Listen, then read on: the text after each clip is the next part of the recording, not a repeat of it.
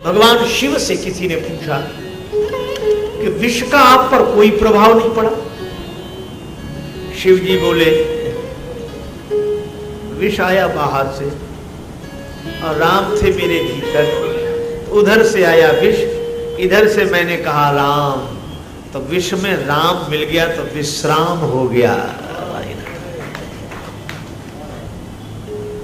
रघुपति चरण हृदय धरे, राम जी के चरणों को हृदय में रखो, और संकेत है हृदय में, भाव से, हृदय से एक बार बस भगवान के श्री चरणों का आश्रय ले लो, फिर आनंद ही आनंद है। एक बार एक पिता अपनी बेटी की ससुराल में गया, मजबूरी थी, रात्रि को बेटी की ससुराल के घर में ही रुकना पड़ा। शाम हुई, बेटी ने कहा पिताजी भोजन कर लीजिए, जल पी लीजिए। पिता बोला कि नहीं बेटी, एक दिन की बात है, भूखा रह जाऊंगा, पर यहां मैं भोजन नहीं करूंगा। क्यों? उनकी धार्मिक मान्यता यह थी कि बेटी के यहां अन्न जल ग्रहण नहीं करना चाहिए। बेटी ने कहा आंखों में आंसू भर करके, पिताजी आप घर में होते तो भोजन न करते। पिता ने कहा वहां कर लेता। कहा क्यों? बोले वहां भोजन हमारा था और यहां अन्न तुम्हारा है। बेटी ने बहुत समझाया, पर अपनी धर्मनिष्ठा की कठोरता के कारण पिता विचलित नहीं हुए। भगवान के भक्त थे, भगवान का स्मरण करते हुए सो गए, तो स्वप्न में भगवान प्रकट हुए, बड़े उदास।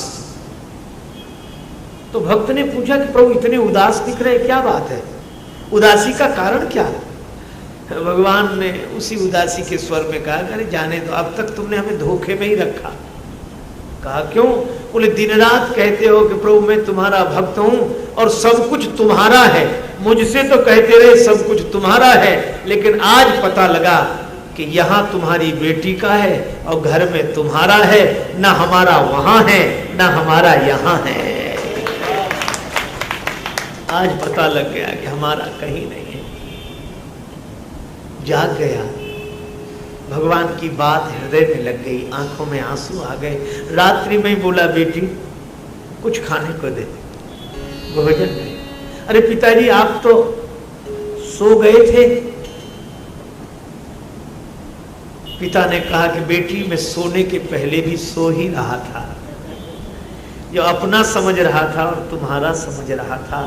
सही बात यह है कि न मेरा है न तुम्हारा है, सब कुछ भगवान का है, सब कुछ भगवान का है।